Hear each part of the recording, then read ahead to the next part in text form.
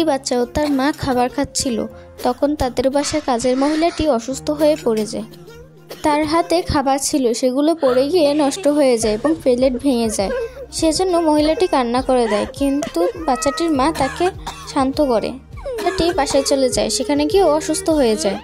বাচ্চাটির মা বাচ্চাটিকে বলে তাদের বাসায় গিয়ে দেখে আসতে তাদের কি অবস্থা। তখন বাচ্চাটি তাদের বাসায় যায় এবং দেখে মহিলাটি অনেক অসুস্থ হয়ে পড়েছে এবং তার মেয়ে পাশে বসে কান্না করতেছিল। এগুলো দেখে বাচ্চাটির অনেক খারাপ লাগে। তখন সে কান্না করতে করতে বাসায় আসে এবং বাসায় এসে তার মাকে সব কিছু জানায়। বাচ্চাটির মা ও বাচ্চাটি তাদের বাসায় যায়।